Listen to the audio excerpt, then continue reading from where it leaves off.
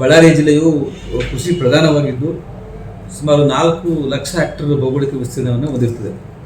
ಅದರಲ್ಲಿ 2,81,000 ಹೆಕ್ಟರ್ ಪ್ರದೇಶ ಒಂದು ಸಾಗುವಳಿ ವಿಸ್ತೀರ್ಣ ಹೊಂದಿರುತ್ತದೆ. ಅದರಲ್ಲಿ ನಮ್ಮ ಕೃಷಿ ಬೆಳೆಗಳ ವಿಸ್ತೀರ್ಣ ಒಂದು 1,59,546 ಹೆಕ್ಟರ್ ಪ್ರದೇಶ ಬರ್ತದೆ. 599 ಮಿಲಿಮೀಟರ್ ಮಳೆ ಇರ್ತದೆ. ಅದರಲ್ಲಿ ಈಗ 26ನೇ ಸಾಲಿನಲ್ಲಿ ಇಲ್ಲಿವರೆಗೆ ಮಳೆ 101 ಮಿಲಿಮೀಟರ್ ನಮಗೆ ಬರಬೇಕಾಗಿತ್ತು. 103 ಮಿಲಿಮೀಟರ್ ಮಳೆ ಬಂದಿದ್ದು 7% ವಾಡಿಕೆಗಿಂತ ಹೆಚ್ಚಾಗಿ ಬಂದಿದೆ. ನಮಗೆ ಜೂನ್ ತಿಂಗಳಲ್ಲಿ ಸಹ ಭಾಳ ಉತ್ತಮವಾಗಿ ಮಳೆ ಆಗಿದೆ. ಸುಮಾರು 13% ವಾಡಿಕೆಗಿಂತ ಹೆಚ್ಚಾಗಿ ಮಳೆ ಆಗಿದೆ. ಇದರಿಂದ ಏನಾಗಿದೆ ಅಂದರೆ ಮೇ 3ನೇ ಸೆಕೆಂಡ್ ವೀಕಿಂದ 3rd ವೀಕಲ್ಲಿ ಮೇ ತಿಂಗಳಲ್ಲಿ ಭೂಮಿ ಸಿದ್ಧತೆಯನ್ನು ಮಾಡ್ಕೊಂಡಿದ್ದಾರೆ. ಈಗ ಜೂನ್ ತಿಂಗಳಲ್ಲಿ ಉತ್ತಮವಾಗಿ ಮಳೆ ಆಗಿರೋದ್ರಿಂದ ರೈತ ಬಾಂಧವರು ಈಗ ಬಿತ್ತನೆ ಕಾರ್ಯವನ್ನು ಪ್ರಾರಂಭಿಸಿದ್ದಾರೆ. 1,59,046 ಹೆಕ್ಟರ್ ಪ್ರದೇಶದಲ್ಲಿ ನಮ್ಮದು ಬಿತ್ತನೆ ಗುರಿ ಇದೆ ಈ ವರ್ಷಕ್ಕೆ. ಆ ಬಿತ್ತನೆ ಗುರಿಗೆ 1,50,466ಕ್ಕೆ ನಮ್ಗೆ ಇಲ್ಲಿವರೆಗೆ 8,859 ಹೆಕ್ಟರ್ ಪ್ರದೇಶದಲ್ಲಿ ಬಿತ್ತನೆ ಆಗಿದ್ದು 5% ಪ್ರಗತಿಯಾಗಿದೆ. ಇದರಲ್ಲಿ ಏನಾಗಿದೆ ಅಂದರೆ ನಮ್ಮದು ನೀರಾವರಿ ಬೆಳೆಗಳ ವಿಸ್ತೀರ್ಣ 1,18,047 ಬರ್ತದೆ. ಅದೇ ರೀತಿ ಮಳೆಯಾಶ್ರಿತ ಪ್ರದೇಶ 40,999 ಬರ್ತದೆ. ಸೊ ಇದರಲ್ಲಿ ನಮಗೆ ಎಲ್ಲ ಬೆಳೆಗಳು ಒಟ್ಟಾರೆ 8,859 ಹೆಕ್ಟರ್ ಪ್ರದೇಶ ಬಿತ್ತನೆ ಆಗಿದ್ದು 5% ನಮಗೆ ಪ್ರಗತಿಯಾಗಿದೆ. ಸೊ ಇದರಿಂದಾಗಿ ಇದಕ್ಕೆ ಅವಶ್ಯಕವಾಗಿ ಈ 1 ಲಕ್ಷದ ಹೆಕ್ಟರ್ ಪ್ರದೇಶದಲ್ಲಿ 1,59,000 ನಮಗೆ ಗುರಿ ಏನಿದೆಯಲ್ಲ, ಈ ಹೆಕ್ಟರ್ ಪ್ರದೇಶದಲ್ಲಿ ಪ್ರಮುಖವಾಗಿ ಬೆಳೀತಕ್ಕಂಥ ಬೆಳೆ ನಮಗೆ ಭತ್ತ. ಮೇಜರಾಗಿ ಭತ್ತವನ್ನು ಮೇಜರಾಗಿ ಬೆಳಿತೀವಿ. ಸುಮಾರು 90,000 ಹೆಕ್ಟರ್ ಪ್ರದೇಶದಲ್ಲಿ ಭತ್ತ ಬೆಳಿತೀವಿ. ನಂತರ ಎಷ್ಟು ಬೆಳೆ ನಮಗೆ ಹತ್ತಿಯನ್ನು ಬೆಳಿತೀವಿ.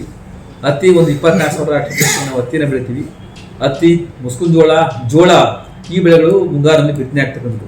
ನಾವು ಇವೆಲ್ಲ ರೈತರಿಗೆ ಅವಶ್ಯಕ ಬೇಕಾಗುತ್ತೆ ಬಿತ್ತನೆ ಬೀಜಗಳು. ಭತ್ತ ಪ್ರಮುಖವಾಗಿ ಮೇಜರಾಗಿ ಭತ್ತ ವಿತರಣೆ ಆಗುತ್ತೆ.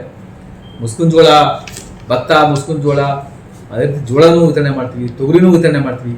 ಇವೆಲ್ಲವುಗಳನ್ನು ನಾವು ರೈತ ಸಂಪರ್ಕ ಕೇಂದ್ರಗಳಲ್ಲಿ ದಾಸ್ತಾನು ಮಾಡಿದ್ದೇವೆ. 50% ಜನ ಸಾಮಾನ್ಯ ವರ್ಗದವರಿಗೆ 50% ಸಹಾಯಧನ ಮತ್ತು ಪರಿಷ್ಠ ಜಾತಿ ಪರಿಷ್ಠ ಪಂಗಡ ರೈತರಿಗೆ 75% ಸಹಾಯಧನದಲ್ಲಿ ಬಿತ್ತನೆ ಬೀಜಗಳನ್ನ ನಾವು ಜಿಲ್ಲೆಯಲ್ಲಿ ಇರ್ತಕ್ಕಂಥ 3 ರೈತ ಸಂಪರ್ಕ ಕೇಂದ್ರಗಳ ಮೂಲಕ ವಿತರಣೆ ನಾವು ಕೈಗೊಂಡಿದ್ದೇವೆ. ಕೈಗೊಳ್ತಾ ಇದ್ದೇವೆ, ನಡೀತಾ ಇದೆ. ಈಗಾಗಲೇ ವಿತರಣೆ ಪ್ರಗತಿಲಿದೆ. ಈಗಾಗಲೇ 1,033 ಕ್ವಿಂಟಲ್ ಬಿತ್ತನೆ ಬೀಜ ವಿತರಣೆ ಆಗಿದೆ ನಮಗೆ. ಹಾಗೆ ಈ 1,59,000 ಹೆಕ್ಟರ್ ಪ್ರದೇಶ ಇದೆಯಲ್ಲ, 59,546 ಹೆಕ್ಟರ್ ಪ್ರದೇಶಕ್ಕೆ ಈ ಅವಶ್ಯಕವಾಗಿ ನಾವು ಪ್ರಮುಖವಾಗಿ ಬೇಕಾಗಿರ್ತಕ್ಕಂಥ ರಸಗೊಬ್ಬರದ ಪರಿಕರ. ಇದು ನಮಗೆ ಈ ವರ್ಷದ ಮುಂಗಾರು ಅಂದಾಮಿಗೆ 1,03,778 ಮೆಟ್ರಿಕ್ ಟನ್ಗಳಷ್ಟು ನಮಗೆ ಅವಶ್ಯಕತೆ ಇದೆ ಮುಂಗಾರಿಗೆ, ಅಪ್ ಟು ಸೆಪ್ಟೆಂಬರ್ವರೆಗೆ ಮುಂಗಾರು ಬೆಳೆಗಳಿಗೆ. ಸೊ ನಮಗೆ ಈಗ ಜೂನ್ವರೆಗೆ 49,646 ಮೆಟ್ರಿಕ್ ಟನ್ ನಮಗೆ ಬೇಕಾಗಿತ್ತು ಜೂನ್ವರೆಗೆ.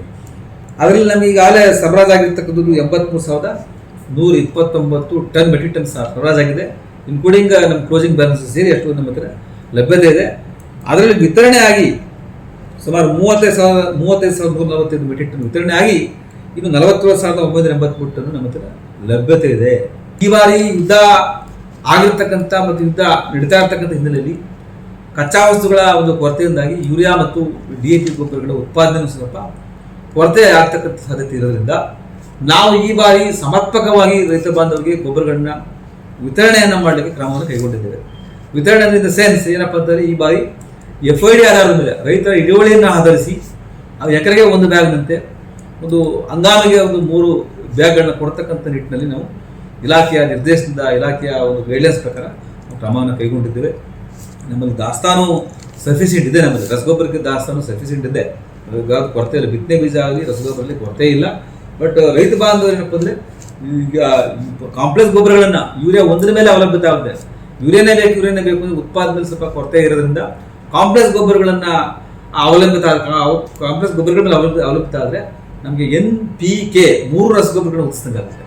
ಯಾಕೆಂದರೆ ನಾವು ಬರೀ ಯೂರಿಯಾ ಒಂದನ್ನೇ ಹಾಕಿದ್ರೆ ನ್ಯೂಟ್ರಿಯೆಂಟ್ ಇಂಬ್ಯಾಲೆನ್ಸ್ ಆಗುತ್ತೆ.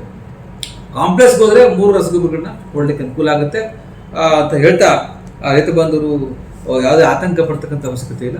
ರಸಗೊಬ್ಬರಗಳು ನಮ್ಮ ಸಮರ್ಪಕವಾಗಿದೆ, ಸಫಿಷಿಯೆಂಟ್ ಇದೆ. ನಾವು ಸಮರ್ಪಕ ವಿತರಣೆಗೆ ಕ್ರಮ ವಹಿಸಿದ್ದೇವೆ.